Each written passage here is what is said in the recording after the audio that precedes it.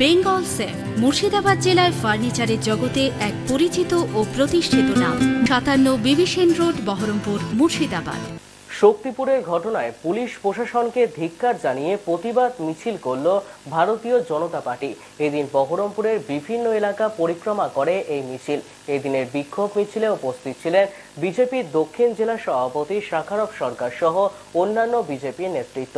মিছিল থেকে সাংবাদিকদের মুখোমুখি শাখারফ সরকার বলেন, মমতা ব্যানার্জি এবং অধীর রঞ্জন চৌধুরী মুর্শিদাবাদকে ভারত থেকে বিচ্ছিন্ন করার চক্রান্ত করছে।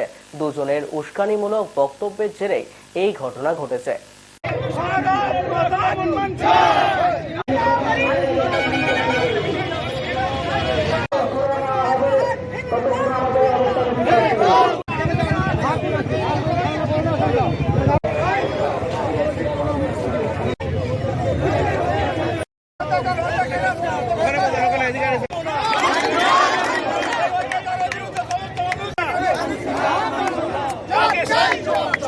শক্তিপুরে যেভাবে সনাতনীদের উপরে নির্মম অত্যাচার চালিয়েছে, বাড়ি ঘর আগুন দিয়ে জ্বালিয়ে দিয়েছে, বিজেপি পার্টি অফিস পুড়িয়ে দিয়েছে, সাধারণ মানুষের দোকানপাট লুট করেছে এবং গতকালকেও হসপিটালে যখন ওই আক্রান্ত মানুষদের আমরা পরিষেবা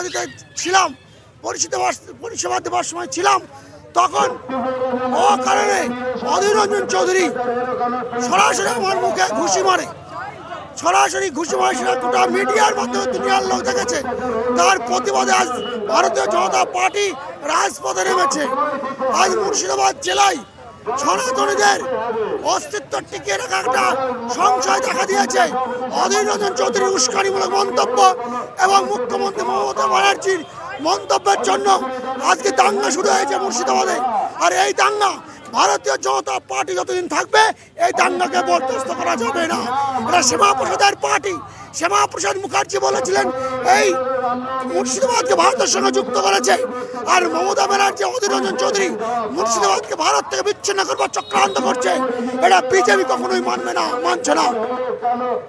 বেঙ্গল সেফ মুর্শিদাবাদ জেলায় ফার্নিচারের জগতে এক পরিচিত ও প্রতিষ্ঠিত নাম। মনের ভাবনাগুলো প্রকাশ পেল, ঘর সাজাতে ইচ্ছে হলো, রকমারি আসবাব আছে একসাথে, চলো ঘর সাজাই বেঙ্গল সেফের সাথে, বেঙ্গল সেফের সাথে। বেঙ্গল সেফ 57 বিবি সেন রোড, বহরমপুর, মুর্শিদাবাদ।